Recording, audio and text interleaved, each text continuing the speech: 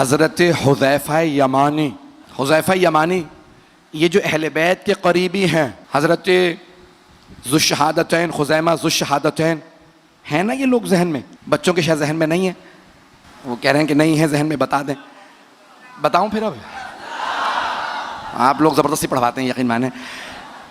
تو اب حضرت خزیمہ رضی اللہ عنہ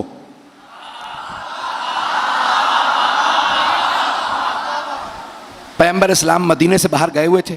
ایک یہودی نے رسول اسلام سے کہا میں یہ خچر یا گدھا بیچ رہا ہوں، خریدیں گے؟ پیغمبر نے کہا کتنے میں ہے؟ کہا اتنے میں. آپ نے پیسے دیے، کہا مدینے پہنچ کے دے دوں گا. پیغمبر اسلام نے کہا مطمئن ہے؟ کہا ہاں مدینے پہنچ کے دے دوں گا، ابھی رسی مجھے ہی تھامنے دیں. پیغمبر اسلام کو کوئی بات نہیں. مدینے پہنچے، پیغمبر نے کہا بھائی پیسے لے چکے ہو، اب سواری میری ہے. کہا کون سی سواری؟ اب سمجھ میں آیا؟ کچھ لوگ ابھی نہیں دھوکے دینا شروع ہوئے ہیں، پہلے سے دھوکے باز ہیں. ایسوں کو موقع نہ دیجیے گا آپ کی سرزمین پہ آ جائیں، پتہ نہیں لوگ ہیں یا نہیں، کچھ لوگ تو پہنچ گئے. تو جانے کہ نامی رسول خدا صلی اللہ علیہ وسلم نے فرمایا کہ بھائی مجھے نہ عادت ہے نہ شوق جھوٹ کی، راستے میں نے تمہیں پیسے دیے. کہ بھائی ٹھیک ہے آپ کسی اپنے آدمی سے فیصلہ کرا لیں، شہر آپ کا. سامنے سے ایک صحابی آ رہے تھے نام کے بغیر، تو رسول خدا نے کہا، نام میں بھی میرے منہ سے نکلنے والا تھا، کہ رسول خدا نے نام سے بلایا کہ بھئی یہ یہودی کہتا ہے کہ یہ گدھا اس کا، میں کہتا ہوں میرا. اچھا اس نے رسی تھام رکھی ہے جس کے قبضے میں ہو. کہا یا رسول اللہ آپ کے پاس کوئی گواہ ہے؟ رسول خدا نے کہا نہیں گواہ تو نہیں ہے. تو کہا پھر یا رسول خدا آپ ہار گئے، یہودی صحیح ہے. دوسرے صاحب آ گئے، دوسرے صاحب، ایک صحابی آئے. رسول خدا نے کہا بھئی یہ یہودی کہتا ہے یہ گدھا اس کا، میں کہتا ہوں میرا. کہا یا رسول خدا کوئی گواہ ہے آپ کے پاس؟ کہا نہیں. کہا پھر یہ یہودی صحیح ہے. اتنے میں حضرت خزیمہ رضی اللہ عنہ جیسے ہی تشریف لائے تو رسول خدا نے کہا اے خزیمہ یہ یہودی کہتا ہے یہ گدھا اس کا ہے، میں کہتا ہوں میرا. انہوں نے کچھ سنا ہی نہیں، اگلی بات نہیں سنی جناب خزیمہ نے، فوراً کہا یا رسول اللہ گدھا آپ کا ہے. کہا خزیمہ ابھی آپ نے سنا ہی نہیں، یہ کہتا ہے اس کا، میں کہتا ہوں میرا، میرے پاس کوئی گواہ نہیں ہے. کہا نہ ہو. کہا خزیمہ کیسے فیصلہ دے دیا میں حق ہوں؟ کہا یا رسول اللہ آپ نے کہا جنت ہے، ہم نے دیکھی نہیں، ہم نے جنت مان لی. آپ نے کہا جہنم ہے، ہم نے دیکھی نہیں، ہم نے مان لی. آپ نے کہا صراط ہے، میزان ہے.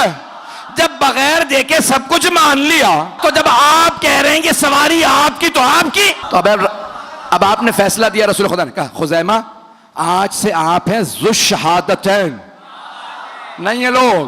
کہ باقی میرے سارے صحابہ ایک گواہی دیں گے تو ایک ہی شمار ہوگی، آپ ایک گواہی دیں گے دو شمار ہوں گی. اب وہ پہلے دونوں نے کہا یا رسول اللہ یہ کیا بات ہوئی؟ کہا کیونکہ خزیمہ نے میری گواہی دی ہے، میری. اب اگر کوئی نبی یا بنت نبی کی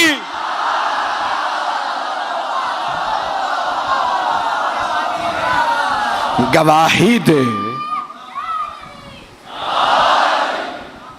یہ بڑے بڑے جلیل القدر اصحاب رسول ہیں. حضرت حذیفہ یمانی کہ جن کو امام حسن مجتبیٰ نے یاد کیا ہے. کہاں ہیں وہ حذیفہ یمانی؟ آج کہاں ہیں وہ خزیمہ ذو الشہادتین رضی اللہ عنہما؟ تو حضرت حذیفہ یمانی عراق آ گئے تھے، وہاں ان کا انتقال ہو. میں آخری روایت پیش کر رہا ہوں، سنیں گے؟ وقت ہے نا؟ آخری روایت. تب یہ عزیزان گرامی دعاؤں میں آل محمد کے علاوہ ایسوں کا بھی واسطہ دیں تو دعا قبول ہو جاتی ہے. اللہ تک پہنچنے کے لیے آل محمد باب ہیں، اور آل محمد تک پہنچنے کے لیے یہ کوئی سلمان ہے، کوئی ابو ذر ہے، کوئی مقداد ہیں، کوئی عمار ہیں، کوئی مالک اشتر ہیں، کوئی حبیب ابن مظاہر ہیں. تو حضرت حذیفہ یمانی عراق میں انتقال ہوا، وہیں پہ قبر بنائی گئی. اور اب سے تقریباً 80 برس پہلے سیلاب آیا، جس قبرستان میں وہ تھے ساری قبریں بہہ گئیں. ایک قبر میں ایک مردہ نکلا بالکل سالم، نہیں ہے مجمع، نہ بال جھڑے تھے، نہ کوئی آثار تھے خرابی کے، بہت پر نور. تو کہا بھئی یہ قبر کس کی تھی؟ تختی پہ لکھا تھا حذیفہ یمانی. دوبارہ جنازہ ایک مرتبہ کاندھوں پہ اٹھایا، آغا محسن الحکیم نے جنازہ پڑھایا. کہا کہاں دفنا ہے؟ کہا مدائن میں سلمان کے پاس. عزیزان گرامی آل محمد کے ماننے والے مر بھی جائیں تو زندہ رہتے ہیں، بڑے بڑے جلیل القدر ہیں. ان کے ماننے والے ایسے ہیں، ان کے ماننے والے ایسے. مکمل کر رہا ہوں بحث کو. عزیزان گرامی آل محمد کے ماننے والے ایسے ہیں کہ کہ اگر آپ ان کی قبور مطہر پہ جائیں تو جسد بالکل صحیح سالم ملیں گے.